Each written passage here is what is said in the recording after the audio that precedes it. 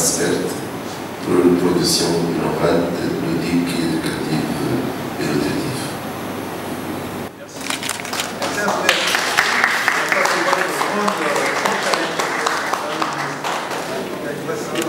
Selon le rapport global sur la nutrition 2020, on observe un taux élevé de malnutrition chronique de 17%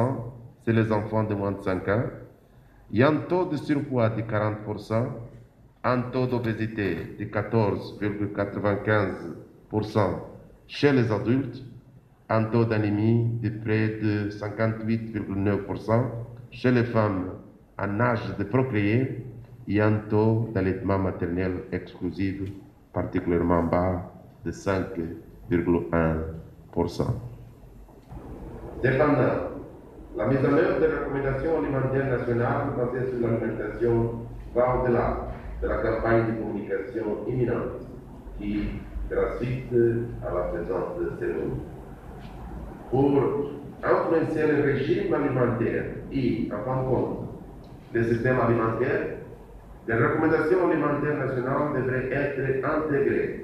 de manière cohérente dans les politiques et programmes nationaux d'alimentation, d'agriculture,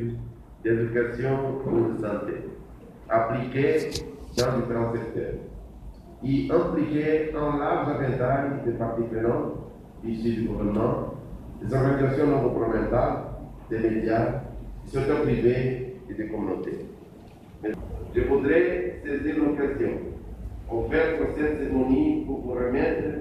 les livrets sur les classes vertes et le rapport sur le programme de l'éducation de la rage au Gabon, ici l'atelier 2020, sur l'évaluation nationale de la rage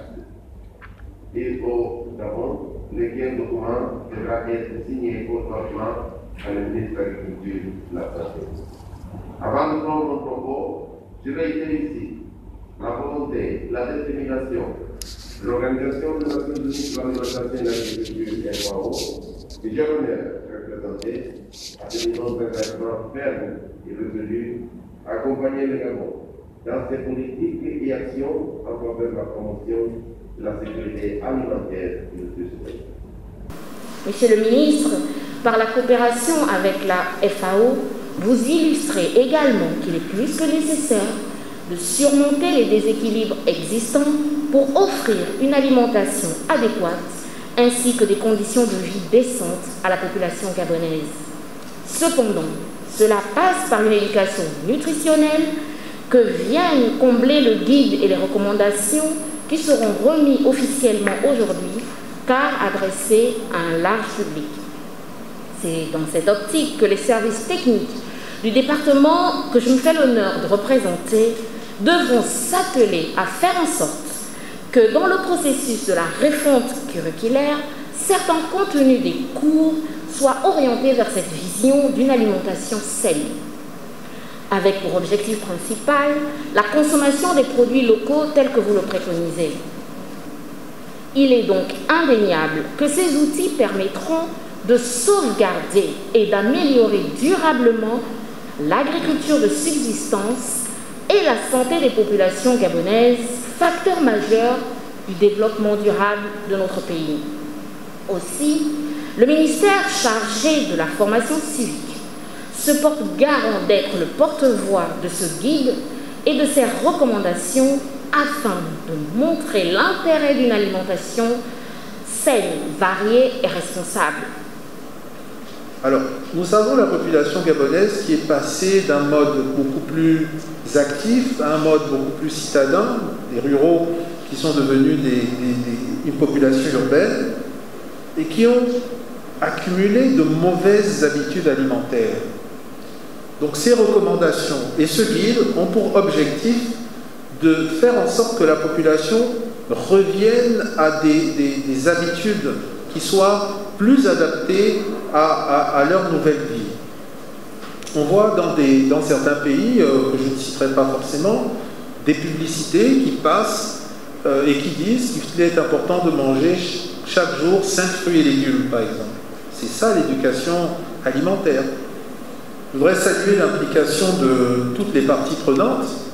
qui ont permis l'élaboration de ce guide. Je voudrais saluer le soutien de la FAO qui est toujours à nos côtés pour réaliser des choses et faire un parallèle entre l'implication de la FAO, l'implication de la Gaza notamment,